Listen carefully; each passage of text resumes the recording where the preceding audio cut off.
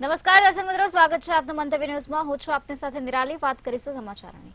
લોકસભાની ચૂંટણીને લઈને પ્રદેશ કોંગ્રેસ એક્શન મોડમાં આવી ગઈ છે। આગામી સમયમાં લોકસભાની ચૂંટણીને હવે થોડો જ સમય બાકી છે, ત્યારે પ્રદેશ કોંગ્રેસ એક્શન મોડમાં આવી ગઈ છે। અમદાવાદની બે બેઠક માટે 16 વિધાનસભા પ્રભારીની નિમણૂક કરવામાં આવે છે, ત્યારે વેજલપુર વિધાનસભાના પ્રભારી તરીકે હિરેન પટેલની નિમણૂક કરવામાં આવી છે।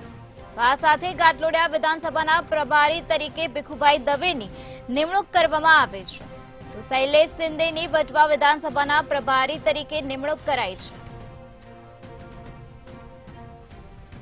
તો હેતાબેન પારીખની એલિસબ્રિજ વિધાનસભાના પ્રભારી તરીકે નિમણૂક કરવામાં આવી છે।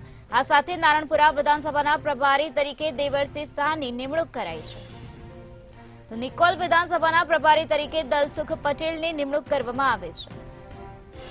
દિનેશ બ્રહ્મભટ્ટની નરોડા વિધાનસભાના પ્રભારી તરીકે નિમણૂક કરાઈ છે, તો ધીરેન્દ્ર પાંડેની ઠક્કરબાપાનગર વિધાનસભાના પ્રભારી બનાવવામાં આવ્યા છે, તેવી વિગતો સામે આવી છે। તો આગામી સમયમાં લોકસભાની ચૂંટણીને હવે થોડો જ ટાઈમ બાકી છે, ત્યારે બાપુનગરમાં વિધાનસભાના પ્રભારી તરીકે ભાનુભાઈ કોઠારિયાની નિમણૂક હાલ કરી દેવામાં આવે છે, ત્યારે મંગલ સુરજકરની અમરાઈવાડી વિધાનસભાના પ્રભારી તરીકે નિમણૂક કરાઈ છે। આ સાથે દરિયાપુર વિધાનસભાના પ્રભારી તરીકે અસગર ભાટીની નિમણૂક કરવામાં આવી છે, તેમજ જુનેદ શેખની જમાલપુર ખાડિયા વિધાનસભાના પ્રભારી તરીકે નિમણૂક કરવામાં આવી છે।